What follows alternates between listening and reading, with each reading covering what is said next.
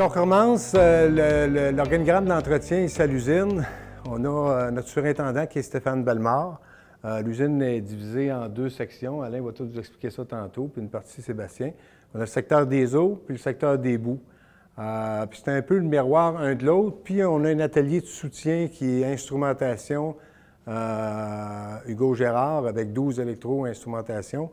Puis on a électrique aussi qui couvre les deux secteurs. Manœuvre, on en a dans les deux secteurs. On a mécanicien de garage. Fait que, on a un atelier mécanique pour nos véhicules, tout ça. Maintenant, c'est géré par le MRA, c'est un peu compliqué. Menuisier, puis machiniste. Machiniste dessert l'usine, menuisier aussi, puis on a deux peintres. Pour ce qui est de l'entretien chez nous, bien, planificateur chaque côté, on a François Mayotte, Marc Vallée. Après ça, on a un ingénieur entretien secteur des boues. Stéphane Beaulieu, Pierre-Jean. Puis, on a un support technique là, des deux côtés, qui est Rémi Baudry. C'est un technicien, si on veut. Puis, le côté des autres, c'est Yvon Cadjo. De greffer à ça, un chef d'atelier mécanique qui opère avec 12 mécaniciens, 2 soudeurs.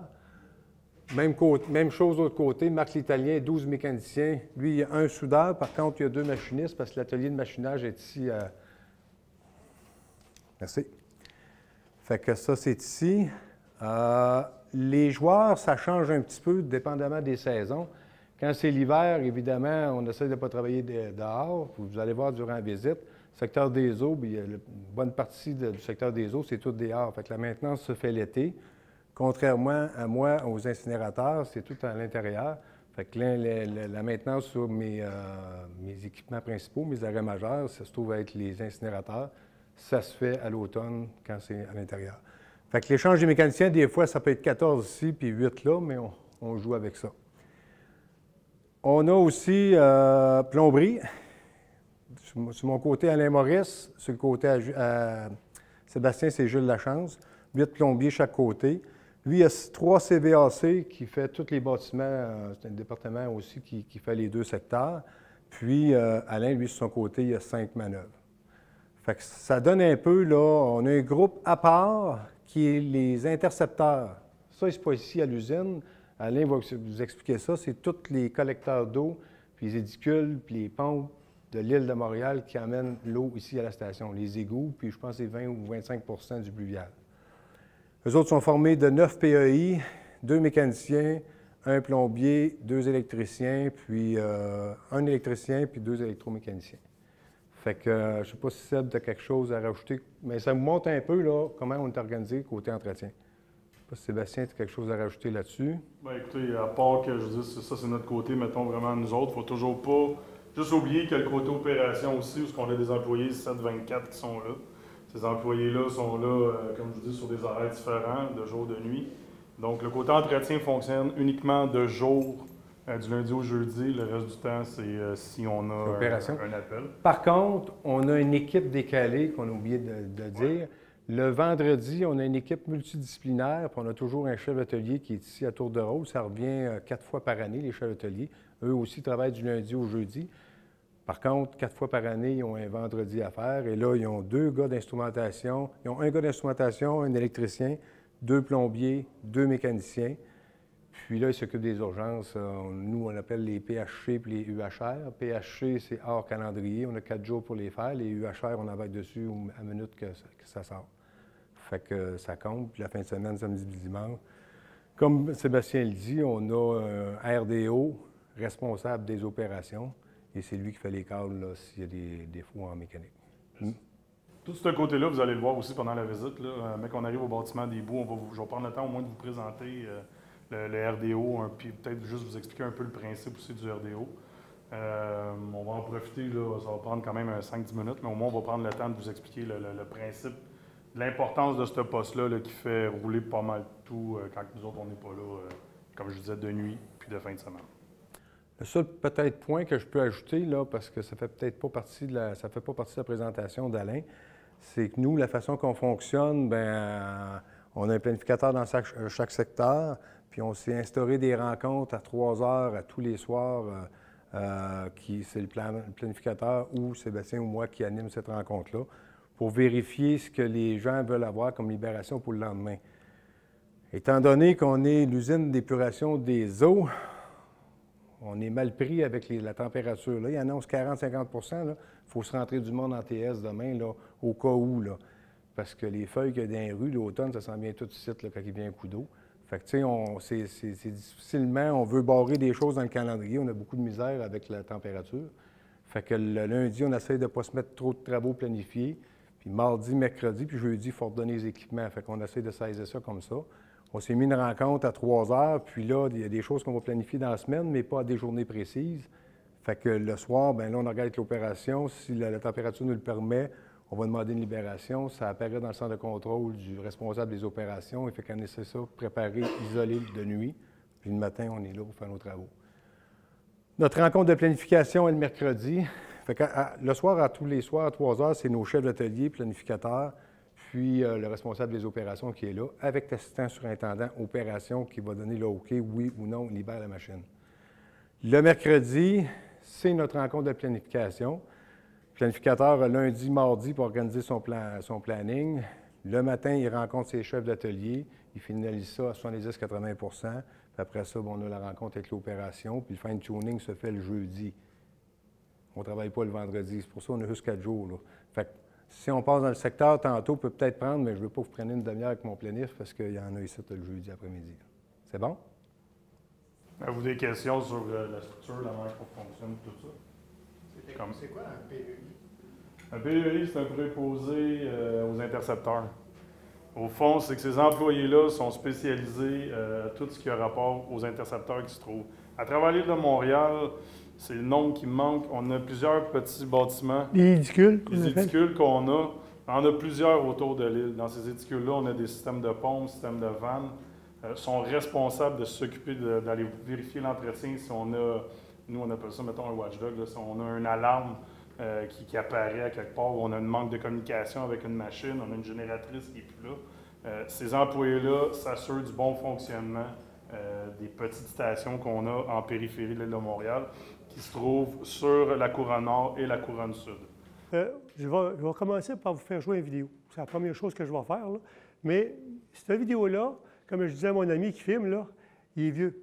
Il est vieux, il faudrait qu'il soit rafraîchi, mais il n'y a rien de faux dedans. Tout est correct. Vous allez voir des écrans d'ordinateur, vous allez voir, mais il reste que le procédé est bon, tout est correct. Mais je peux vous dire, là, vous allez voir les acteurs, là, il y en a un qui a été probablement rendu en marchette là-dedans. Là, fait que, bon, je voulais vous dire ça. À cette heure, je vais avoir besoin de vous autres, parce que moi, je n'ai accueilli déjà dans le passé des groupes, mais là, dépendamment de vos besoins, on va s'ajuster.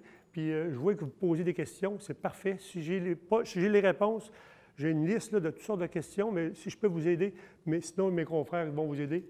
Ne vous gênez pas, on va s'ajuster avec votre intérêt. Là, OK? La vidéo, il parle pas mal de bien des choses. Vous allez voir les édicules là-dedans, il parle de la ville de Montréal.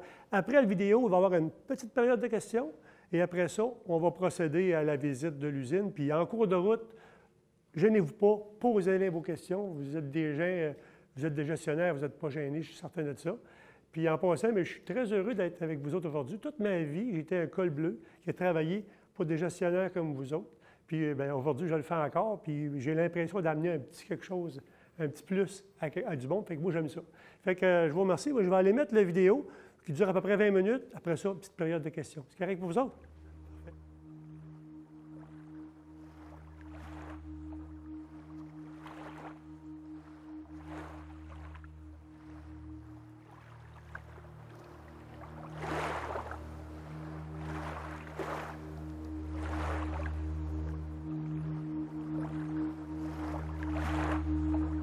On est bien ici, hein, papa? On devrait venir plus souvent.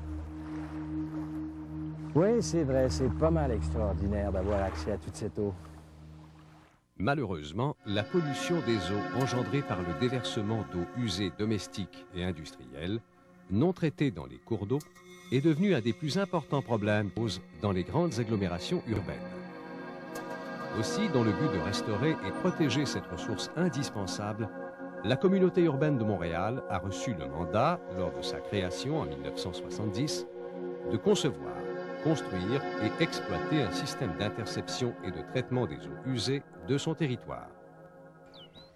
Tu vois, c'est en 1973 qu'on est arrivé à la conclusion qu'une seule station d'épuration serait construite à l'extrémité est de l'île de Montréal, dans le quartier Rivière-des-Prairies. Si tu me l'as montré, ta station, depuis le temps que tu m'en parles. D'accord, allons-y.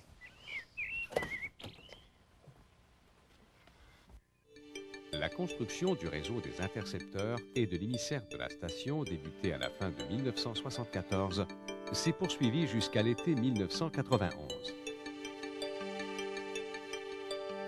Depuis lors, le territoire de la communauté est ceinturé d'un réseau d'intercepts de 89,5 km de longueur. Il permet de drainer l'ensemble des eaux usées de l'île qui proviennent des résidences, des commerces, des industries et même d'une partie des eaux de pluie. Les eaux usées domestiques et industrielles s'écoulent d'abord dans des égouts collecteurs jusqu'à une structure de dérivation. Celle-ci permet d'acheminer ces eaux usées vers une structure de régulation qui en contrôle le débit. De là, elles aboutissent à une structure de chute et finalement se jettent dans le réseau d'intercepteurs d'où elles sont acheminées jusqu'à la station d'épuration.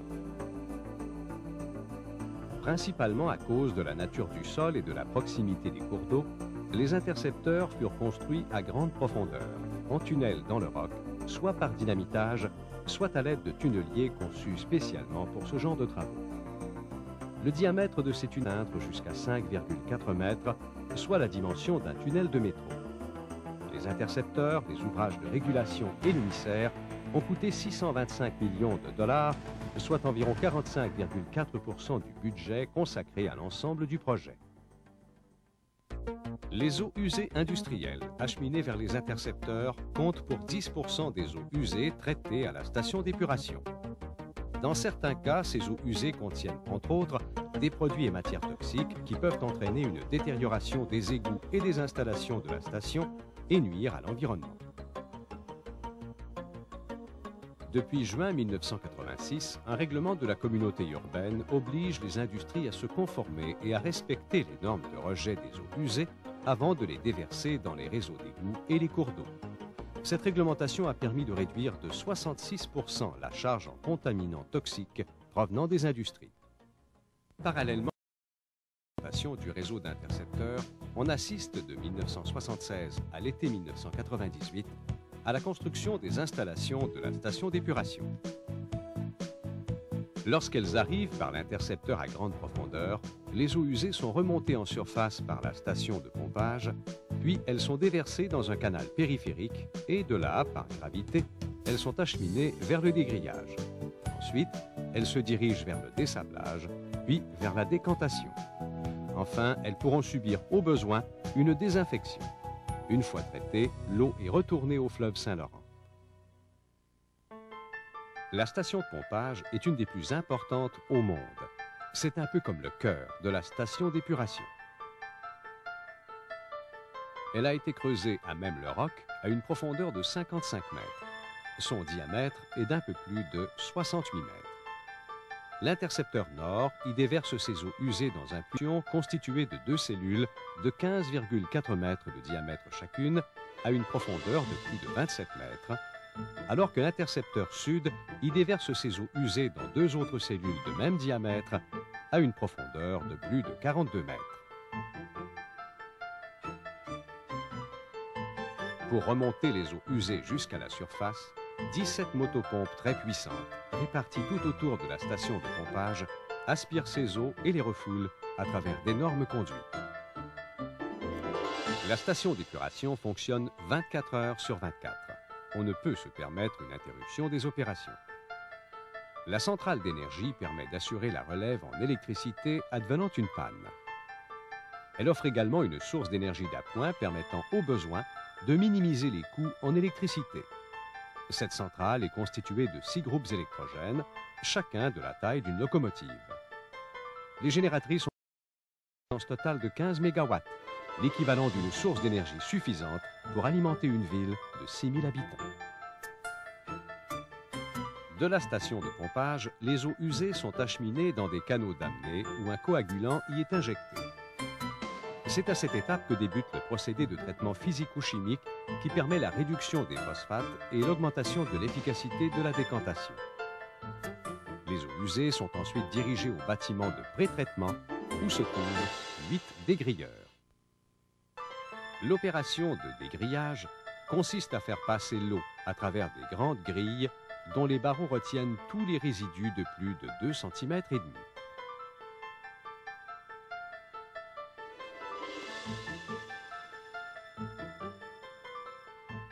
Les résidus comme le bois, les guenilles, les contenants de plastique sont ensuite acheminés par un convoyeur à tige vers des presses rotatives pour en enlever l'excédent d'eau. Une fois pressés, les résidus sont entraînés par des convoyeurs vers des camions qui les transportent à un site d'enfouissement sanitaire. Un poste d'opération situé dans le bâtiment de pré-traitement permet d'effectuer le contrôle en temps réel du réseau d'intercepteurs et des différents procédés et équipements de traitement des eaux usées de la station. Ce contrôle est assuré par le système informatisé SICOS, un système intégré et distribué de commandes et de surveillance.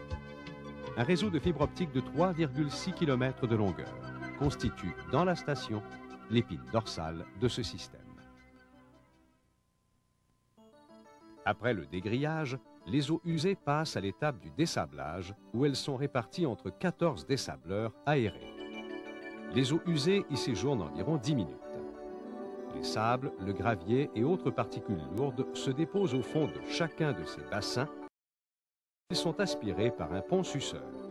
Ensuite, ils sont triés et lavés avant d'être transportés par camion vers le site d'enfouissement sanitaire. À cette étape du traitement, un aide coagulant est injecté dans les déversoirs à la sortie des dessableurs. Le coagulant et l'aide coagulant sont à la base du traitement physico-chimique. Imaginons un bocal contenant de l'eau usée. On ajoute à l'eau les produits chimiques, soit le chlorure ferrique ou l'alun servant de coagulant, et un polymère qui agit comme aide coagulant. On brasse un peu et on voit déjà apparaître les flocs. Les flocs, ce sont ces petites particules en suspension qui, une fois agglomérées, deviennent plus lourdes et se déposent au fond du bocal, tout comme c'est le cas pour les particules qui se déposent au fond des décanteurs. Dans les bassins de décantation, les eaux usées séjournent en moyenne 2 heures. Ceci permet aux flocs en suspension de se déposer au fond des bassins pour former les boues. Celles-ci sont composées à 96% d'eau et à 4% de matière solide. Ce qui flotte à la surface des décanteurs, ce sont des écumes. Les boues et les écumes sont acheminées par des ponts racleurs et sont ensuite dirigées vers les collecteurs, puis elles sont pompées vers le bâtiment de traitement des boues. Les boues sont homogénéisées, conditionnées, déshydratées puis incinérées. Les gaz émanant de l'incinérateur sont refroidis et nettoyés avant d'être libérés dans l'air. De plus, la vapeur produite par les chaudières de récupération sert au chauffage des bâtiments ainsi qu'au refroidissement des équipements mécaniques et électriques des installations. Quant aux cendres, celles-ci sont transportées par camion vers un site d'enfouissement. Les hydratés ou gâteaux humides peuvent également être acheminés vers 2 silos d'emmagasinement. Les gâteaux humides peuvent ensuite être pompés vers 2 unités de séchage. Ces unités assurent l'assèchement des gâteaux à au moins 92% de siccité, ainsi que la destruction des organismes pathogènes, et transforment les gâteaux en granules qui peuvent être utilisés comme engrais ou comme combustible solide.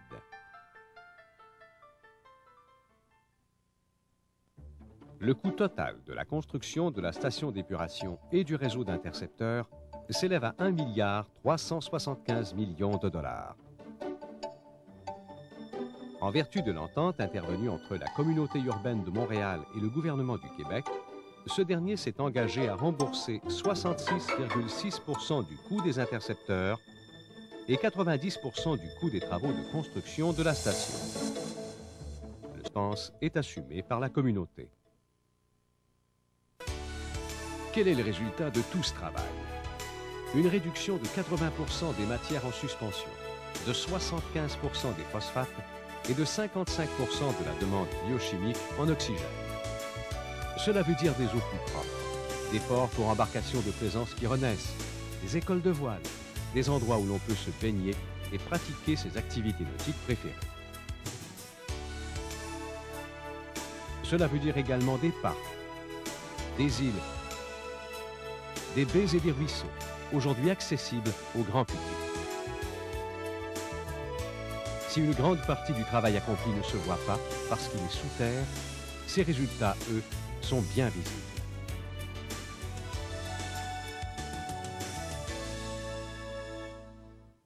Fait que la ville est ceinturée d'édicules.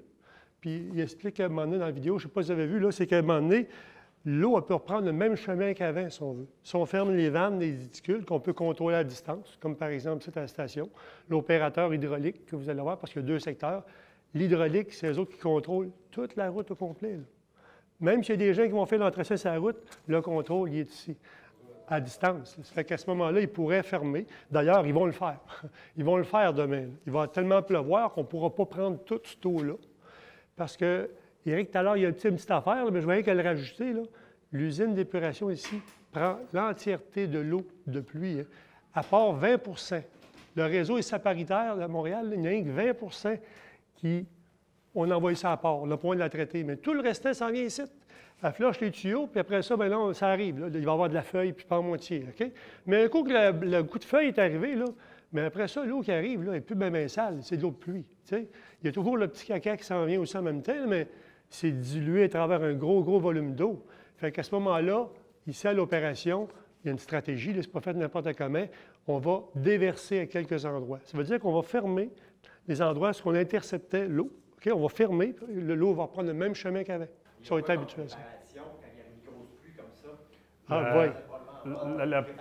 La préparation qu'on fait pour l'arrivée de l'eau, mettons du côté hydraulique, là, c'est qu'on va s'assurer que nos dessableurs sont tous disponibles, qu'on n'en a pas qui sont arrêtés, ou si on a d'arrêtés pour des questions de travaux, on va mettre l'emphase dessus pour pouvoir libérer l'équipement à l'opération.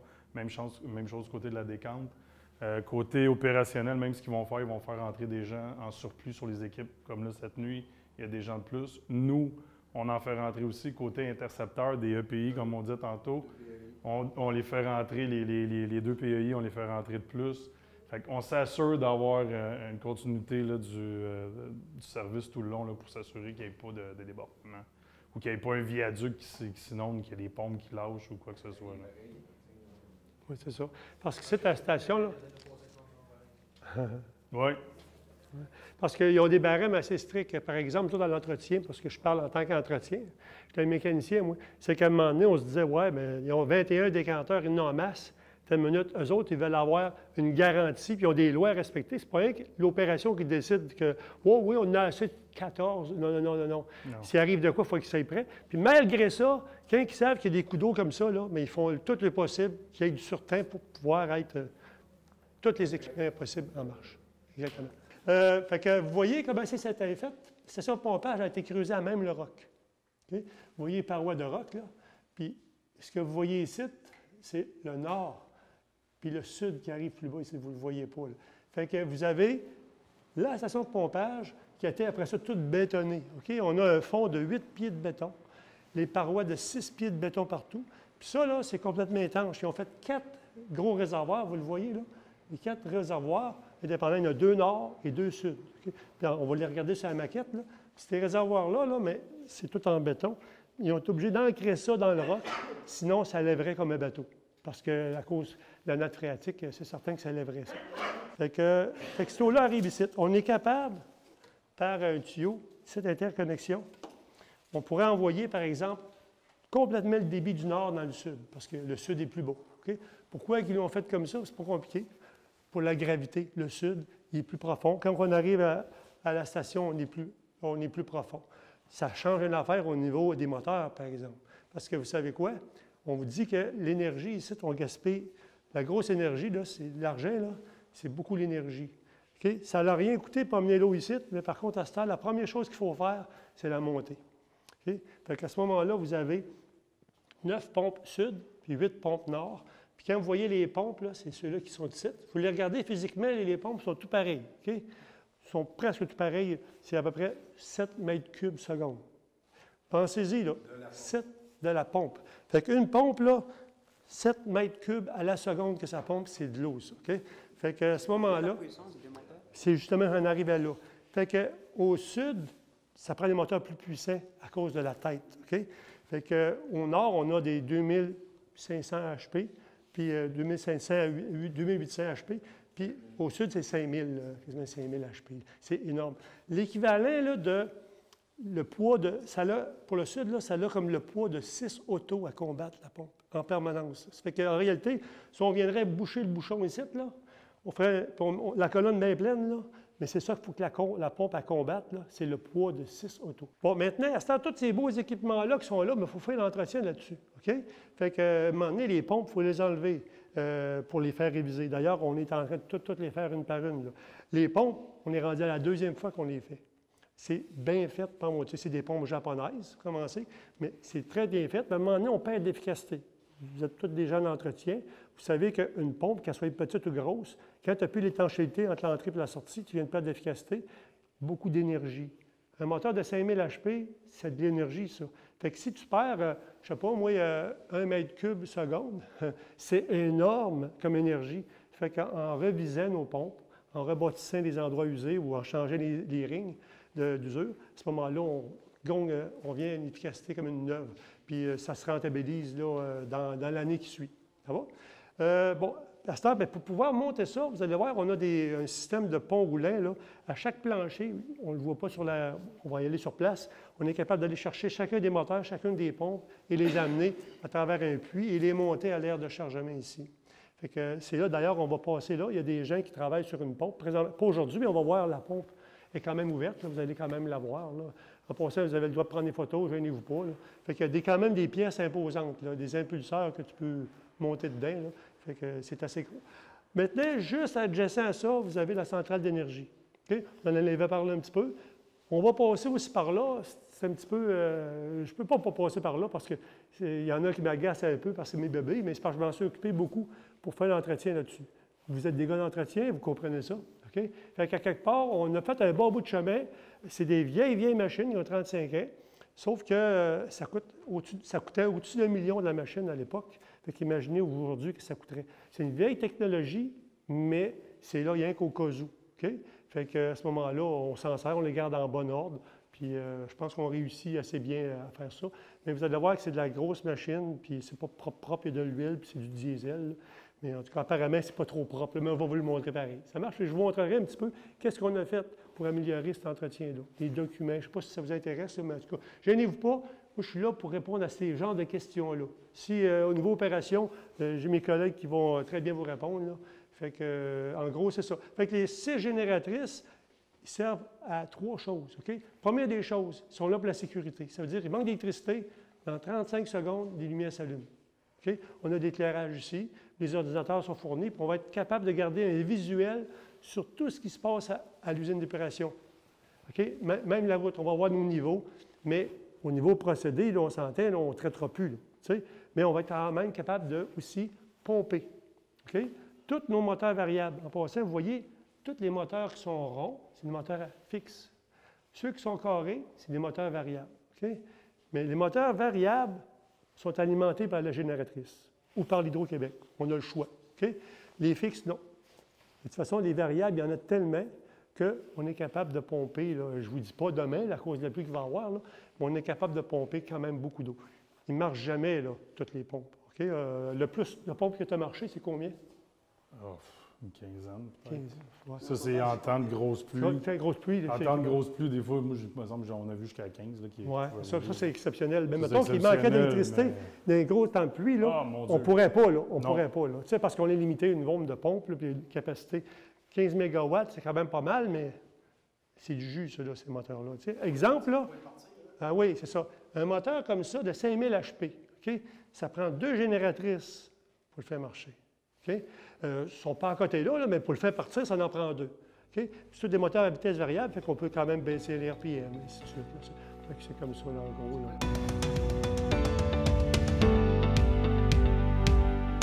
Fait que vous voyez, les bassins qui sont là, ils se tiennent assez bas. Si on arrêterait de pomper, là, ça ne monte pas vite de même, là. Tu sais, on s'entend. Ça va monter tranquillement, le tuyau va se remplir jusqu'à l'autre bout. Mais ça a déjà monté pas mal. Détecteur de gaz en permanence. Vous voyez, après le mur là, ventilation, ça marche tout le temps. Il faut tout le temps que ça marche, ça sent pas mauvais. Oui. Plus que ça. L'air est aspiré ici.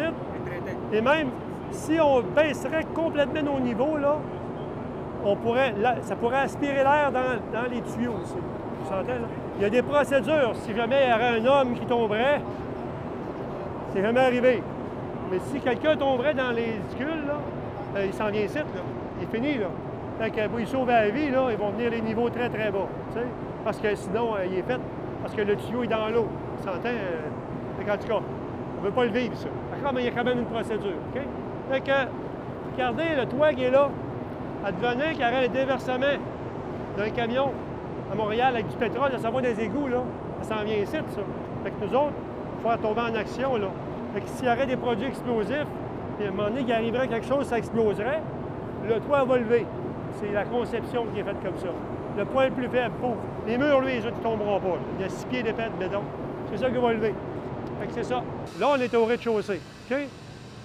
Je vous ai dit tout à l'heure que les pompes, il fallait sortir, puis les moteurs, il fallait sortir quelque part. Hein? C'est par ici. Avec ce pont roulant qui est là de 35 tonnes. Vous allez dire, à l'aide des nommés-menteurs, c'est marqué 15 tonnes, mais c'est un pont roulant à 2 crochets. OK? Fait qu'un 35 tonnes, vous avez un petit crochet. 2, ça dépend de ce que tu montes avec. Mais ça prend le 35 tonnes de monter un moteur. C'est pesant en écœurant. OK? On ne monte pas la pompe et le moteur en même temps. Entre les deux, il y a un drive shaft. C'est vraiment deux entités à part. OK? Fait que, qu'est-ce qu'on fait? Normalement, il y a le plancher qui est ici. Ça, c'est des planchers qui s'ouvrent, là. Il est enlevé. Il n'est pas là. Ils l'ont storé quelque part, là. On lève ça avec le pont roulant. On a des braquettes exprès. On lève les planchers, puis on ouvre les planchers jusqu'au niveau qu'on a besoin.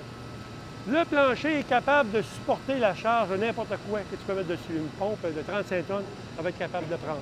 Fait que c'est de même, dépendamment. Voyez-vous, l'autre plancher est ouvert, l'autre aussi. Fait que là, on est capable d'aller chercher un moteur sud. Ça va pour ça? Fait que on va se diriger vers une pompe. Fait que si vous voulez nous suivre, s'il vous plaît.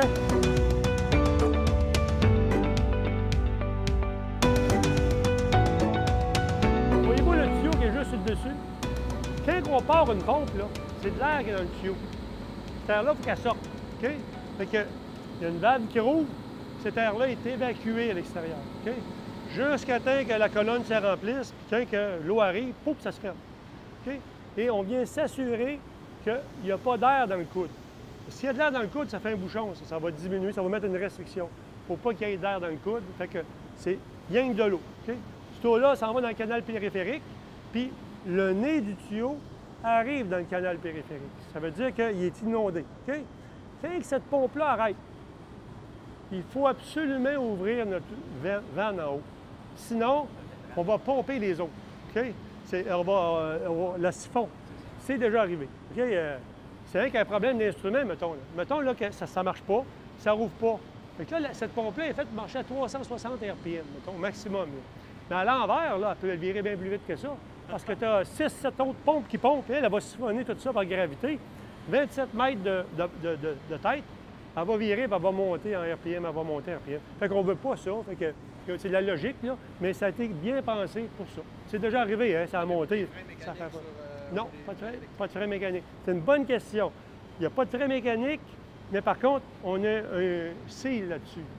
Un seal que quand on arrête la pompe, à un moment donné, on ne veut pas que l'eau sale aille contaminer notre seal. Fait qu'on a une ballonne qui est dessus. Mais si on partirait la pompe, ça ferait comme un frein, mais il ne t'offrait pas longtemps. Il n'y a aucun frein. Fait que quand la pompe arrête, elle dévire tout le temps un petit peu. Elle dévire, elle n'a pas le choix, la colonne se vide, puis elle dévire.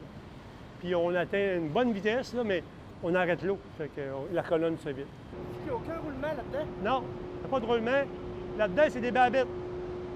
Ici, là, c'est de l'huile en haut, puis c'est comme des surfaces en babettes avec de l'huile. Fait qu'il n'y a pas de contact métal-métal.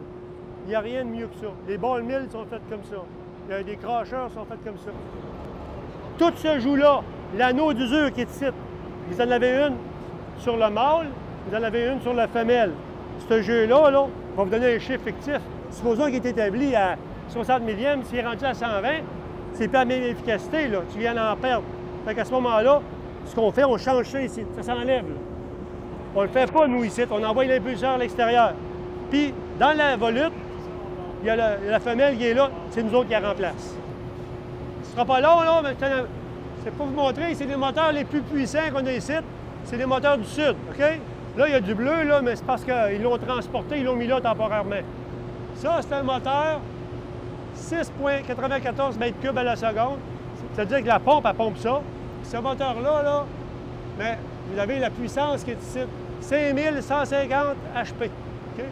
Puis on marche, c'est 4000 ampères. Bon, ça tire du jus pas mal. OK? C'est des Toshiba. Puis les pompes, c'est des Ebara.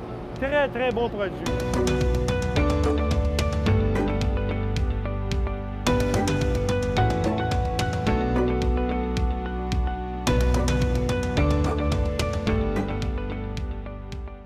Vous avez une pompe qui est en révision. Rien que par sa couleur, vous savez que c'est une Sud. L'impulseur est enlevé. Okay? Puis il a été envoyé à l'extérieur. Ce qu'ils font avec l'impulseur, c'est qu'ils enlèvent le ring d'usure. Puis après ça, bien, ils vérifient le balancement, s'il est bien équilibré. Après ça, ils nous le renvoient et on le repose. Okay? Puis ils peuvent rebâtir certaines parties. Mais on n'a pas encore changé l'impulseur à cause qu'il était usé. On les rebâtit à quelques endroits, mais c'est vraiment bon. Il y a une backplate. Elle, la backplate qui est là en arrière, elle use un peu. Il faut la rebâtir aussi. On l'envoie rebâtir, elle aussi. Même chose. À cette heure, on met du Benzona. Vous avez vu tout à l'heure du Benzona. Ça aide énormément. C'est un produit qui empêche l'usure. Mais l'impulseur, il n'y a pas de Benzona dessus. Là. Très, très bon. Très, très bon. Okay? Fait qu'en gros, c'est ça. Cet endroit-là, c'est des mécaniciens qui se l'ont approprié. On n'avait pas d'atelier pour travailler. Fait que ça, c'est un air de chargement. N'oubliez pas, ils veulent chercher un moteur. Là, on est dans la mer, dans l'éclairé. On ne peut pas lui donner. Là. Fait qu'il faut tout libérer ça. C'est la place pour charger tout le matériel. Ça. Voyez-vous le coffre brun là-bas, le Joe Box, là? Les gars rouvrent ça, ils ont le plan. Pas des outils. Rien que paperasse. L'éclairage là-dedans, paperasse qui est là, le plan, pour pouvoir faire l'assemblage de ça. Après ça, vous avez des coffres verts qui sont là, greenlés, avec tous les outils spécialisés pour faire ce job-là. C'est de la grosse équipement, mais une grosse pompe, une petite pompe, c'est pareil, sauf que tu ne t'y prends pas pareil pour travailler. Ça prend tu fais rien à main là-dessus. Quand tu rentres l'impulseur là-dessus, là, il pèse l'impulseur. Si tu le prends un peu croche, comment tu le fais pour rentrer sur un arbre? Il faut qu'il soit parfaitement au niveau. On prend un niveau de précision. Le shaft est de niveau, l'impulseur est de niveau, on peut le rentrer. Sinon, ça va gripper. Fait que c'est toutes des petites attentions. On s'est développé des techniques, puis où attacher nos élingues, tout le kit. Fait que, regardez, les élingues qui sont là, c'est aussi précieux, ça, qu'une paire de lunettes. Ça. Écoute, parce qu'à quelque part, il faut que tu y fasses attention. Si tu ne mets pas de protection, tu pourras la couper dans le temps de le dire. Fait qu'on fait attention à ça. Ah bon?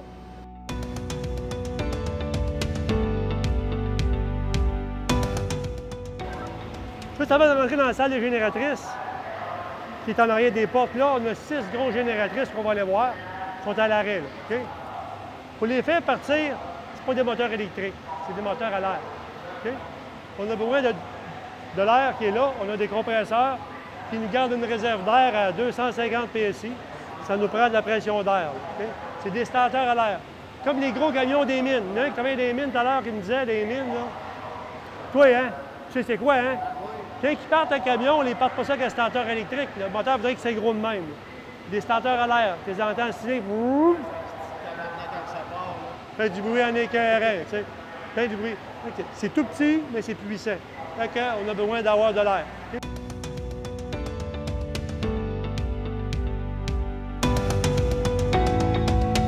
Ça, c'est des moteurs Alco 251. C'est une vieille génération de mécanique.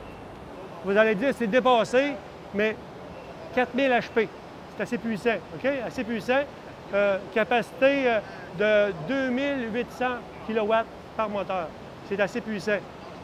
18 cylindres, 18 pistons de 9 pouces. OK?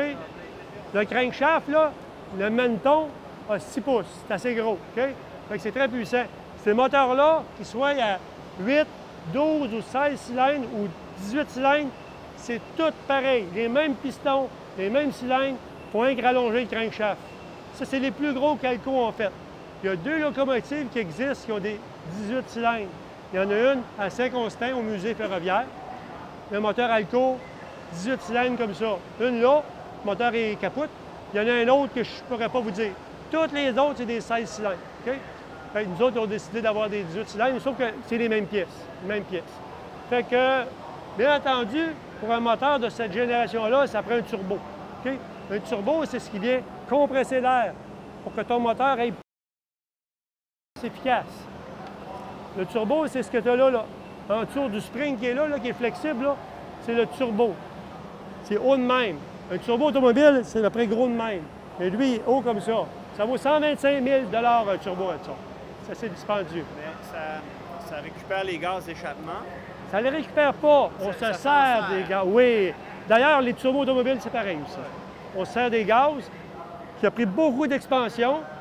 On peut faire tourner une... Il a arrêté la ventilation. C'est des moteurs 4 temps ou... Oui, 4 temps. Exactement. C'est une bonne question. Nos diesels, c'est des 4 temps. Il y a aussi des 2 temps. Je ne suis pas connaissant dans les 2 temps. Mais non, mais tu dis ça, mais beaucoup de 2 temps. Les GM, c'est des 2 temps. Beaucoup de trains ont des 2 temps. Là, environ 10 ans, cette machine-là, elle a explosé. Elle a explosé, mais pas en 1000 morceaux. Électrique ou moteur?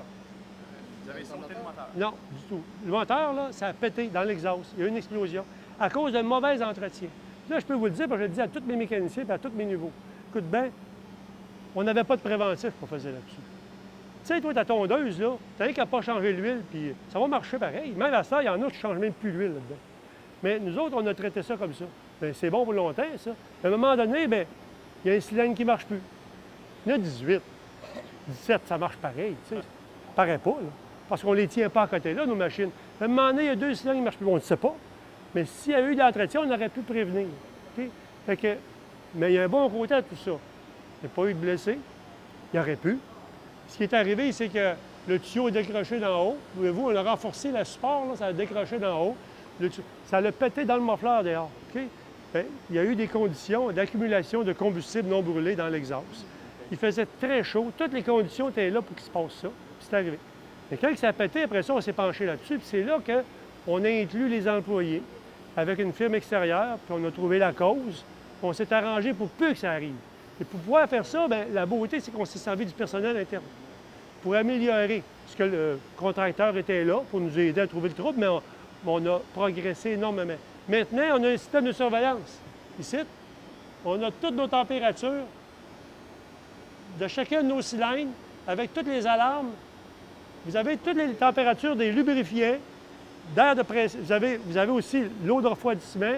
Puis, supposons que tu as un cylindre qui n'a plus d'allumage, parce que, pour une raison quelconque, il y a une valve qui reste ouverte. Mais lui, ce cylindre va venir froid. Fait qu'on va avoir des alarmes. Au moins, on va être capable d'intervenir. Pour ceux qui connaissent la mécanique automobile ou les mécaniques diesel, ça prend un haut taux de compression pour pouvoir faire un allumage avec un diesel. Cette machine-là, elle est 11,5 à 1. Le taux de compression est assez bas pour un diesel. Ça veut dire que toutes les conditions pour qu'il soit idéal. Elle est tenue chaude, il y a des éléments chauffants dans l'huile, des éléments chauffants dans l'eau. Fait qu'elle est tout le temps à 42 degrés C. Fait qu'elle, là, aussitôt qu'on part, s'il manque d'électricité dans le temps que je vous parle, là, elle va venir noire ici, d'un coup sec. Okay? Dans 35 secondes, lui, il va partir. Bien, lui, une des 6, ça va. On va sortir du site.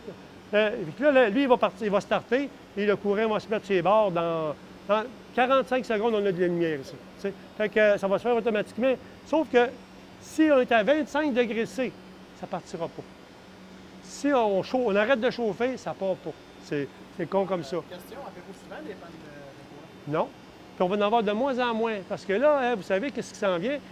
La désinfection, on n'en fait pas présentement. Là. Avec l'ozonation, là, on va avoir notre propre ligne. Les transos sont en train de s'installer. Fait que présentement, s'il manque de l'électricité dans l'est de Montréal, on va en manquer nous aussi. Pas plus que le monde. L'ozone aussi? On va avoir de l'ozone, oui. On va être des plus gros fabricants d'ozone au monde, ici, dessus le plancher. Avec l'oxygène liquide? Oui, oui. Ben oui, c'est ça. Ça va être énorme. Ça va être une première. Vous les partez à quelle fréquence, juste pour vous assurer? Une fois par semaine, mais pas tous. Okay. On en part 2. En réalité, là, on ne les part pas pour les machines. On les part pour que les employés gardent la main. Quand il arrive une panne, pour garder la main, puis ils viennent vérifier en même temps. Mais nous autres, à l'entretien, on a une cédule. D'ailleurs, je suis très fier d'avoir participé à ça. On a mis des fréquences avec des cédules pour l'entretien.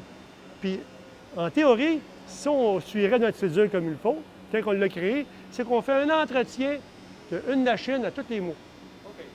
On a 6 machines, ça veut dire qu'il faut que tu vois la machine 2 fois par année pour un petit entretien. Mais en faisant l'entretien de celle-là, tu vérifies les autres. Fait qu'on a établi ça de même. Fait que... Exactement. Quand on vient faire un entretien, on les met en charge vraiment. Tandis que l'opération, eux autres, ils ont besoin de les mettre en charge. Mais par contre, ici, là, il y a une chose qu'on fait particulièrement, c'est qu'on fait du parallélisme. Est-ce qu'il y en a qui savent c'est quoi du parallélisme avec l'Hydro-Québec? Les mettre en charge en synchronisation avec Oui, exactement. On était les premiers au Québec à faire ça. Ça a pris des permissions. C'est quelque chose, parce qu'à un moment donné, l'hydro est en charge, puis les génératrices aussi, puis tu synchronises les deux. Là. Fait que si l'hydro plante, tu peux électrocuter quelqu'un sur les lignes. Il y a des précautions. Mais maintenant, ça se fait tout automatique. Avant ça, ça se synchronisait à la main. Fait que, mais à cette heure, on peut faire, on dit, regarde, on appelle l'hydro, ça prend des permissions. On tombe en synchro, claque, l'hydro débarque. Ça n'a même pas paru dans l'usine. Exemple, l'été, on le fait très souvent. Il annonce des horaires électriques. Ici, on est relié à la salle de commande. Tu vois là que toute l'île de Montréal, tu vois tout. C'est des orages qui s'en viennent. Il y a des risques d'avoir des pannes électriques. Okay? Par préventif, on part nos génératrices. Et on fait du parallélisme et on branche sur le réseau tout notre système informatique. Fait que s'il manque d'électricité, l'usine va arrêter, oui. Mais par contre, on va avoir le contrôle de notre usine. Il va y avoir de la lumière. Parce qu'on est déjà, tout ce qui est normal urgence est déjà alimenté avec nos génératrices. En faisant ça, pour nos transferts switch, ils se synchronisent sur le réseau d'hydro, ils embarquent, après ça, ils débarquent l'hydro. Oui, bien, pas apparemment. Oui, exactement. Vous n'avez pas de glitch. Non, aucun zéro, ça ne paraît pas du tout. Personne ne le sait. Sauf qu'on l'annonce à l'intercom qu'il va y avoir un démarrage de génératrice, mais personne ne le voit. Il manque d'électricité, mais le monde va continuer à avoir de la lumière. Mais là, c'est certain que le monde va être mobilisé pour les équipements, là, pour repartir les pompes une par une, ainsi de suite. On a notre table, mais on ne fait pas grand job là-dessus. Parce que quand tu travailles sur une génératrice, c'est là que tu travailles. Mais de temps en temps, il faut que tu viennes calibrer un injecteur. Ici, vous avez un injecteur. OK? Mais en réalité, c'est le porte-injecteur, parce que l'injecteur, il est ici. Tu le mets là-dessus, tu viens le tester. Justement, avant de poser un injecteur, même s'il est flambant neuf, il vient du magasin, on le teste. Parce que ça fait peut-être 5 ans qu'il est là. Tu l'installes dessus, c'est pas long, là. 20 minutes, il est changé. La procédure est des fois plus longue que ça. Tu le pars, il y a un problème dessus. On le teste, il est correct, on le pose. Vous avez un manuel ici qui a été fait pour la formation. Excusez. Il a été fait pour la formation. C'est avec ça, d'ailleurs, que j'ai formé les mécaniciens. Tous les mécaniciens y ont passé. Dans ce manuel-là, c'est qu'on part tout à zéro. N'oubliez pas là, qu'il n'y a pas de mécanicien diesel. Il y a 2 mécaniciens au garage, c'est pas eux autres qui viennent ici. C'est les mécaniciens d'entretien. L'organisation a décidé que ce serait nous autres qui le feraient. Fait qu'ils nous ont formés. Fait qu'ils m'ont formé moi, ainsi que quelques confrères, il en reste 2 ou 3. Là. Mais après ça, il a fallu prendre la relève. Après que ça allait y péter, tu te rappelles de ça, quoi? Et là, ils ont mis de l'accent là-dessus. Fait qu'à un moment donné, il y avait 4 gars formés là-dessus. À un moment donné, on s'est dit, on va étendre ça à tout le monde. Fait qu'il a fallu que je fasse un document de formation pour donner les principes de fonctionnement de la machine. Et après ça, bien, qu'est-ce qu'on fait sur cette machine-là? Je ne change pas le crankshaft. Ça ne sert à rien de perdre 2 semaines à vous montrer comment remonter un turbo. C'est pas ça qui est important. Nous autres, c'est d'avoir un entretien périodique qui empêche qu'on soit obligé de changer le turbo, qui empêche qu'on grippe sur le piston. Fait que c'est ce qu'on fait. Puis ces machines-là, vous le disiez, il y a à peu près 6 à 100 heures. Elles ne sont pas usées. Je vous le dis, là, on a déjà changé des chambres là, parce qu'on pensait qu'il y avait un problème. Puis non, on les a vues, là. C'est comme neuf. Mais il faut les suivre. Puis il y a des procédures. Les procédures, bien, ça en prend. Puis ces procédures-là, ils n'ont pas été faites dans un bureau. Ils ont été faites avec les collègues de travail. C'est la meilleure façon, à mon avis. Fait que, à quelque part, il faut faire nos préventifs, mise en charge. Il y a toutes les procédures de mise en charge là-dedans. Puis je me suis gâté juste avant de partir. Éric, je ne sais pas si tu es au courant. Moi, je voulais faire une mise en charge maximale. Toutes les génératrices? Non, c'est pas nécessaire. Une à la fois, c'est pas grave, là. Pour lui demander ce qu'il est capable de donner au maximum. Ce qui est le fun, c'est qu'il y a des petits bobos qui sortent là. Pas majeurs, là, mais tu peux les corriger. Ça t'empêche d'avoir des pannes durant l'année. L'opération utilise une fiche comme ça. Quand ils font un démarrage à chaque semaine, ils ont des feuilles de papier, bien moi, je l'ai plastifié pour le montrer. C'est le fun qui me l'a laissé là, je peux vous le montrer. C'est qu'eux autres, ils vérifient tout ça. Ils les mettent en marche, puis ils font le tour des machines, puis ils prennent les températures, la charge, Vous savez que même avec notre petit tableau qu'on a, là, on a la charge. Avant ça, on était invisible. Nous autres, à l'entretien, on venait ici, puis on ne savait rien. C'était invisible. Il fallait aller de l'autre bord, là. Puis qu'il y a les transfos, puis qu'il y a les contrôles, que l'opération va. Il fallait aller voir, puis nous autres, à l'entretien, on n'a pas accès autant à ça, là. Mais ici, à ce temps, on sait la charge, on sait tout. Puis, mais l'opération, le job, au début, ils remplissaient ça. Ils mettaient ça dans une chemise. Par ça, déconsultaient. Fait qu'à un moment donné, on les a convaincus, nous autres, à l'entretien, c'est que qu'est-ce que vous faites, c'est important. S'il arrive de quoi, on a des relevés, puis on peut se toucher. On peut regarder. Oui. C'est que la confiance est bien, bien importante là-dedans. La confiance, puis là, je pense que ça a été rétabli. Oui, oui, oui. Avez-vous des questions sur les génératrices? Non? 1300 litres d'huile dans la base. Non, 1300 litres d'eau de refroidissement. Je pense que c'est 1100 litres d'huile dans la base. Fait que c'est pas mal d'huile, ça. T'sais? Fait que, quand on a une contamination avec de l'eau, ça scrape beaucoup d'huile. Bon.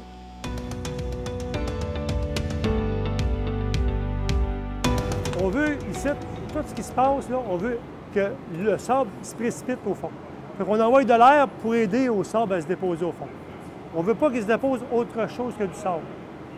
Juste un petit peu en amont, à 20 degrés, on a mis des produits chimiques. Du chlorophérique ou de la là. Okay? Ça, c'est pour polariser nos particules.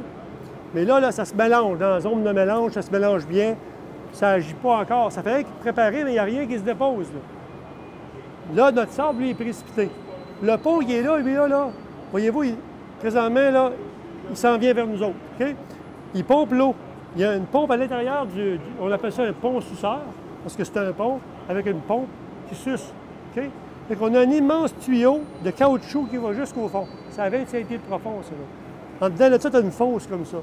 Fait que le tuyau, il suce le fond avec le sable qui est précipité en bas. Transporte l'eau, le sable. Vous voyez dans l'eau, là, il y a du sable qui relève. Là. Il y a beaucoup de sable dans cette eau-là. Là. Fait que ce sable-là est envoyé dans un canal en dessous de nos pieds ici, était envoyé au sous-sol, 2 étages plus bas. On avait des pompes à sable qui repompaient le sable en haut, puis qu'on envoyait ça dans un séparateur. On appelait ça un classificateur, avec des palettes qui montaient le sable qui tombaient dans un camion.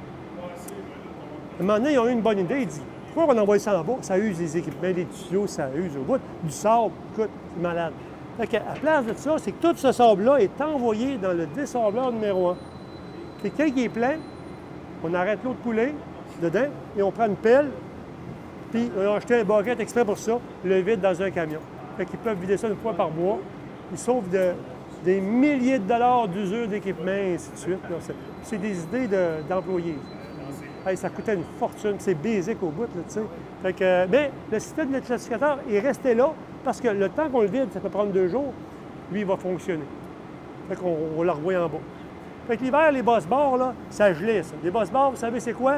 C'est des tracks comme ça, là, comme pour le pont roulant. C'est ça, des bosses barres, avec des doigts qui rentrent dedans. C'était tout le temps brisé l'hiver, ça, dans la glace, toute la kit. Fait qu'à un moment donné, un employé, Neil Christian, « Ouais, mais moi, j'ai travaillé ailleurs, puis on avait ça. » Ouais, mais ils ont donné la place, puis ils en ont fait un panier comme ça avec un fil, qui est tout simplement, même pas l'enrouleur, là. Ça, on ne touche plus à ça. Puis pas n'importe quelle sorte de panier. La neige ne s'accumule pas dedans. Fait que, à ce temps, au niveau des roues, pas de problème avec ça l'hiver. Il y a des chasse-neige.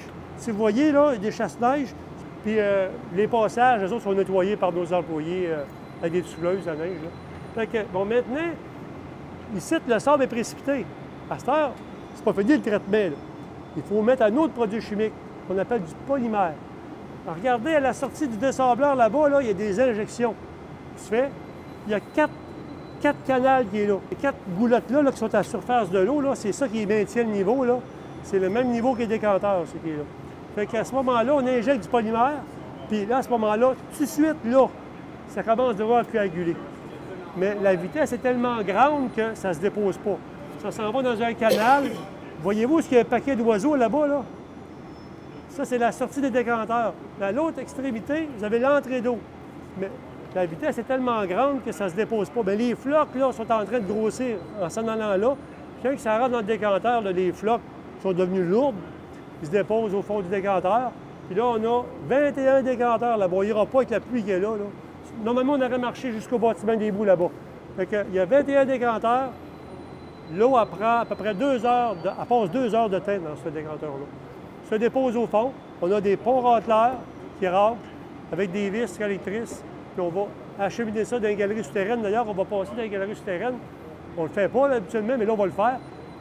La boue est pompée. Où qu'elle est pompée? Parce que là, on appelle ça de la boue. À 3 de cécité. Pardon? Non? Oh, non, on n'est pas rendu là encore. Voyez-vous, là, juste en arrière du bâtiment blanc qui est là, les flammes en neuf, là, il y a des gros silos gris. Ça, c'est l'emmagasinement des boues. Là-dedans, c'est notre tampon. Ça. On emmagasine des boues. 3 de cécité. Et après ça, on envoie ça au bâtiment des boues. Ça, c'est notre réserve. OK? C'est là qu'on envoie ça. Ça va?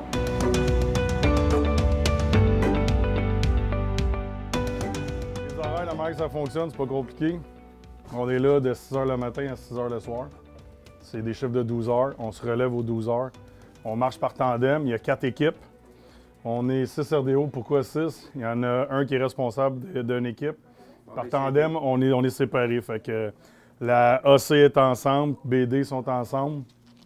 Et puis, il y en a un de plus, comme ça, s'il y a des vacances à prendre, s'il y a des remplacements, s'il y a des projets spéciaux, on peut tout le temps se remplacer entre nous autres. Fait qu'on n'est jamais moins un.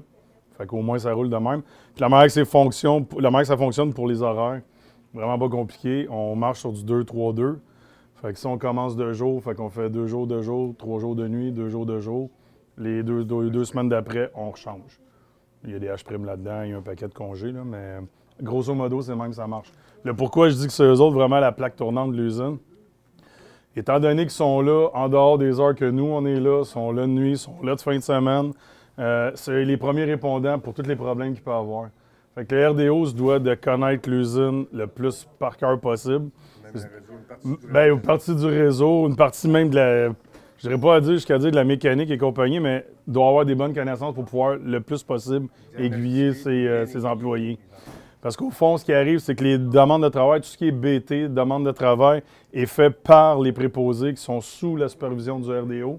Les RDO les revérifient pour s'assurer qu'on les envoie soit en UHR, soit en PHC, ou qu'on les envoie au bon métier. Mécanicien, plomberie, électricien, etc. De ce fait-là, lui aussi peut prendre même la décision de faire entrer des gens tout de suite. Si on juge que c'est important, tout à l'heure, Éric vous parlait du nombre de décanteurs qu'on doit avoir en service. Si on va en deçà de ça, bien, tout de suite, le RDO va s'arranger pour faire rentrer une équipe. On a des cibles qu'il faut atteindre, fait qu'avec Oui. ça, on décide. Puis le RDO passe sur tous les bons de travail. Fait que les demandes d'intervention, c'est les préposés qui les font, puis lui, il vire en DI, si on veut. Fait qu'il a à vérifier l'actif, c'est le bon, l'emplacement, c'est le bon. Après ça, c'est en plein ça. description, c'est-tu pompe sautée ou pompe coule ou pompe... Ouais, une meilleure description possible. Après ça, c'est aiguillé à la planification. C'est en plein ça. Je vais prendre une minute. Daniel? Juste prendre 2 minutes. Surintendant opération. Sylvie Asselin, c'était ingénieur procédé. La gang de maintenance Québec. Bonjour à tous. Moi, j'étais là dans votre affaire de meeting l'année passée. Là, fait que j'ai défroqué. Je suis parti de l'entretien d'opération cette année. Fait que c'est ça, là. Mais on n'est pas mal pris. Un gars d'entretien d'opération, c'est tout le temps winner. C'est toujours winner. On est dans la salle des filtres à presse. OK? On a 10 filtres à presse. On a 2 marques de filtres à presse. Des Curita, des Edward & Jones. Comme je vous disais, là, il y a toutes sortes de compagnies qui ont rentré ici il y a 35 ans. C'était aberrant. Les Curita, c'était les premiers gros filtres à presse comme ça qu'ils faisaient. Vous avez toute une notion, c'est quoi un filtre à presse? OK? C'est 110 plaques, une de compression, une de filtration. Normalement, j'ai tout le temps des plaques. Cette, j'en ai pas. Là. On va aller voir à l'autre bout. J'en ai parce que ça va vous aider à comprendre comment ça fonctionne un filtre à presse. C'est pareil comme quand tu fais du vin. Tu as une presse que tu fermes, tu compresses toutes les plaques ensemble. Toutes les plaques sont compressées, tu as un point d'injection, puis tu rentres la boue dedans. La boue mélangée avec un polymère. Toutes les cavités se remplissent partout. Le jus qui est du filtre sort par les petites canulas. Il y a des orifices pour ça. Puis on envoie ça à tête d'usine. On envoie ça dans le système. Ça, là, c'est du jus de piste concentré, du filtre, OK? Là, on remplit notre presse. Qu'est-ce qui remplit ça? C'est les pompes à boue qui sont en bas. On a passé tout à l'heure, je vous ai dit que c'est centrifuge, puis c'est merveilleux. À cette heure, on n'a plus des coups de cochon, là. Ça va bien. Fait que là, ces pompes-là, eux autres, là, ils donnent tout ce qu'ils peuvent pour rentrer la presse. À un moment donné, la pression monte. Fait qu'à un moment donné, on diminue le débit, la vitesse des pompes, centrifuge. Là, il en rentre encore. Puis à un moment donné, il vient qu'il n'en rentre plus. Il y a trop de pression. la presse est bien pleine, ce qu'on fait, on ferme la vanne. Il y a des vannes d'arrivée debout, là. On ferme cette vanne-là, ça fait que ton filtre à presse devient étanche. Okay? Il n'y a plus rien qui rentre. Puis là, à ce moment-là, on va pressuriser les plaques, les membranes de compression. Puis là, on va laisser le jus sortir encore. Il y a encore du filtrat qui sort. Puis après ça, bien là, pendant tout ce temps-là, il y a un équipement qui est là, qui est très important, c'est l'unité hydraulique. Okay? Ça, là, elle, ça fait défaut, on n'aura pas d'étanchéité. Okay? Fait que cette unité hydraulique-là, on a fait un préventif dessus. On a fait un semblant de RCM. Tu me disais que tu connaissais ça, là. Fait que je vais vous en parler un petit peu parce que si elle ne fonctionne pas, on vient de perdre une machine au-dessus d'1 million de dollars pour une petite niaiserie. Ce qu'on a fait, bien entendu, on a monté un module de formation pour expliquer aux gens le principe de fonctionnement. Qu'est-ce que ça fait, machine versus cette grosse machine-là. Elle, tout ce qu'elle a à faire, cette machine-là, c'est elle qui fait la filtration. OK? Mais elle, sa job, là, c'est de garder une pression constante sur sa machine. Là, voyez-vous, présentement, là, il y a un manomètre qui est en haut. Là. La machine est fermée, est en plein cycle de filtration. OK? Sa job, là, est arrêtée, là. On a une pression maintenue, il y a un clapet qui tient la pression. Il n'y a aucune pression nulle part, sauf sur le cylindre hydraulique, le gros cylindre qui est là. Fait que, ce qu'on a fait, on a mis un plein hydraulique à jour avec toute la liste de pièces, des composantes qui sont identifiées partout. Identifiées, toutes les composantes, s'il faut remplacer les composantes, mais je ne cherche pas longtemps, la composante est écrite dessus. Après ça, bien, au niveau des pressions de fonctionnement, OK? Pour une unité hydraulique, les pressions sont très, très importantes. Il y a un tableau aussi de pressions. Ça veut dire que quand les gars viennent faire leur préventif, la machine en marche. Là. Mais on fait un préventif, on s'assure que tout ça est respecté. Checklist, pression, OK? Les débits, on check tout ça. Si tout ça est correct, bien, notre machine est correcte. OK? Fait que, en gros, c'est ce qu'on a fait, mais ça prend du temps à faire ça. Quand on a eu cette machine-là qui nous a été livrée, là, on n'avait pas ça. Là. Ça, là, on a trouvé ça des plans à un moment donné d'un bureau, d'un tiroir d'un ingénieur qui avait mis ça là. Puis à un moment donné, quand la machine va bien, on n'a pas besoin de rien. Mais quand ça se fait aller mal, tu as besoin d'être prêt. Fait que n'importe quel mécanicien, on en a 22 mécaniciens ici, là, arrive à soir sur un call, il y a tout ce qu'il faut avec ce plan-là, ce document-là, et le manuel, si jamais ça irait, dans le bureau. Très rare qu'on en a besoin. À cette heure, on va remplacer une pompe comme ça. Une pompe de même, ça peut durer 20-25 ans. Si tu n'as pas de bad luck, là, ça tourne dans l'huile, c'est de l'huile hydraulique. S'il faut la remplacer, bien, il y a une procédure d'ajustement. C'est des choses qu'on ne fait pas souvent. Je ne parle pas rien d'ajuster la pression, là. Il y a de l'eau de sensing là-dessus, puis il y a des procédures. Mais dans notre manuel, on a une petite liste, procédure qui est écrite, puis on l'a dans Maximo d'ailleurs, avec un lien. Tel job à faire, le lien, le document, il est là. Une feuille, one page. Le gars, il a sa procédure, il suit les étapes. Paf, paf, paf, puis il met la machine en marche assez rapidement.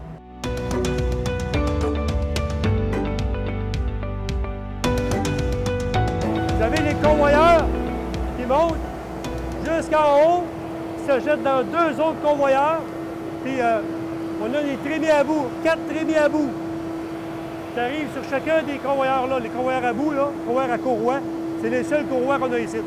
Les convoyeurs doseurs. Il y a des balances dessus, on sait combien de tonnes. Capacité d'à peu près un aspirateur de 13 tonnes à l'heure par aspirateur. Dépasser ça, là, on ne peut plus, là, dans le tapis. On les marche tout le temps dans le tapis. Il y a des vis doseuses à l'intérieur, là, avec le poids inversé pour décharger au centre.